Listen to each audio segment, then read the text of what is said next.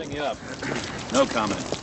Perhaps that is a more appropriate question for Tony Spilotro this afternoon than it was 3 years ago. Then, the reputed manager of the mob's Las Vegas business had bonded out of Cook County Jail on a murder charge. Now, Spilotro and his brother Michael may be murder victims themselves, although they are officially listed as missing persons. 48-year-old Tony and 41-year-old Michael were last seen Saturday here at Michael's home in West Suburban Oak Park.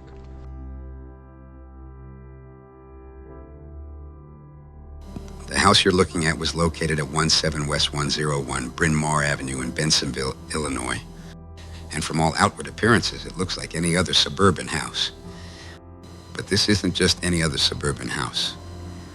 This is the scene of a Chicago outfit murder that would baffle investigators for decades to come. Depending on which report you read, the house either belonged to Louis the Mooch Eberly or the brother-in-law of Lee Magnifiche. And it was in the basement of this house on June 14th, 1986, that Anthony and Michael Spilotro met their demise. The original plan was to have a hit team that included Nick Calabrese sent out to Vegas to kill Tony Spilotro using explosives and automatic weapons.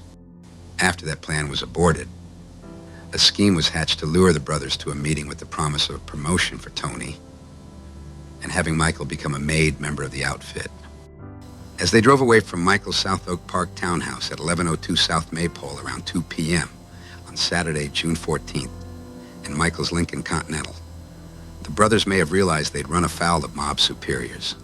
According to an FBI document, Michael Spilotro told another person that if he didn't come back from the meeting, it was no good. His wife, Ann, confirmed it, saying he said if he wasn't back by 9 o'clock, it was no good. As it turns out, the Spilotro brothers' fate had been sealed in January 1986 in the wake of the imprisonment of Joseph Ayupa and Jackie Cerrone for skimming Las Vegas casino profits. A meeting was held that month at the Czech Lodge in North Riverside, Illinois. Most of the outfit leadership were there, including outfit boss Tony Joe Batters Accardo. They discussed how things had gone down since Tony Spilotro had taken over Vegas. And of course, it didn't help that several of Spilotro's crew had become government witnesses. And despite the Spilotros once having been in the good graces of Joey Ayupa, it has been widely reported that he was incensed upon learning of Tony's affair with Lefty Rosenthal's wife, Jerry.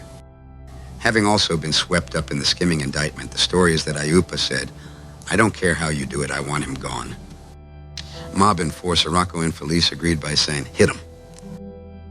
The two men were instructed to drive to the Howard Johnson's motel at 4101 Manheim Road in Schiller Park. From there, a car would take them to a meeting house in Bensenville. Court testimony in the family secrets trial later revealed that it was James "Jimmy the Man" Marcello that picked up Tony and Michael from the Schiller Park motel and drove them to the Bensenville house. The ride from the Howard Johnson's motel to the house was only about 15 minutes. But you'd have to think that a streetwise guy like Tony Spilotro went over 1,000 scenarios in his head during that short trip. And once the men arrived at the house, they went to the stairway to the left of the front door and straight down into the lower level basement. According to court testimony, Michael was the first down the stairs with Tony behind him. And Jimmy Marcello, bringing up the rear as they descended into the basement.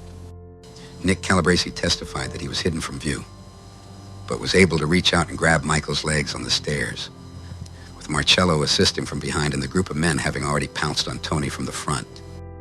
At this point, it was evident to Tony that this was the end. And according to the testimony, he asked if he could say a prayer. His request went unanswered as the group of men viciously beat and stomped on the Spilotro brothers. Here then are the cast of killers from that fateful night in June of 1986, as compiled by various testimonies and reports. Joseph Joe Nagal Ferriola, Nicholas Nicky Slim Calabrese, Ernesto Rocco Infelice, John No Nose DeFronso, Louis the Mooch Eboli, Sam Wings Carlisi, Louis Tomatoes Marino, James Jimmy the Lapper La Pietra, Albert Caesar Taco, John Big Stoop Fecarata, And last but not least, James Jimmy the Man Marcello. It was about a 2-hour trip to bring the bodies from the house in Bensenville to the Willow Slough Fish and Wildlife Preserve in Enos, Indiana. And again, depending on the source of information, it is said that Al Taco and John Fecorata were tasked with burying the bodies. The bodies were found buried in this 5-foot deep grave just off of Indiana Highway 114, less than 4 miles from the Illinois state line. The bodies were located with both of them in the same grave site with the 2 individuals, one stacked on top of the other. Essentially, the bodies of both Anthony and Michael Spilotro showed very similar injuries. The injuries were primarily blunt force injuries. They were about the head, the neck, and the chest, and to some extent the extremity. While investigators look for clues behind the Spilotro killings, one question they are no doubt asking is why this site in rural Indiana? It's reported that Chicago syndicate boss Joey Iupa either owns or once owned land just a few miles away from the grave site. Other evidence, investigators are reportedly looking at a burned-out car recently found near the grave site. The investigation has determined that an automobile that was stolen in Chicago on the 15th of June was determined to have been set afire within a distance of approximately 2 miles from the scene of the double homicide and burial. The investigation is continuing to determine the circumstances of the theft of that vehicle on the south side of Chicago and its transportation into the state of Indiana and nearby where we are now. In Chicago today, Betty Taco, the wife of reputed mob boss Albert Caesar Taco, testified that her husband, along with 2 accomplices, buried the bodies of Michael and Tony Spilotro in an Indiana cornfield in 1986. She was called to pick up her husband late that night because purportedly the car he was in had caught on fire.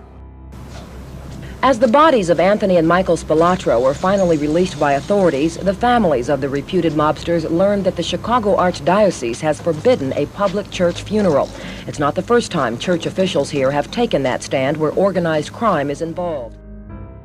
You guys got to cut it out, I'm warning you now, all right?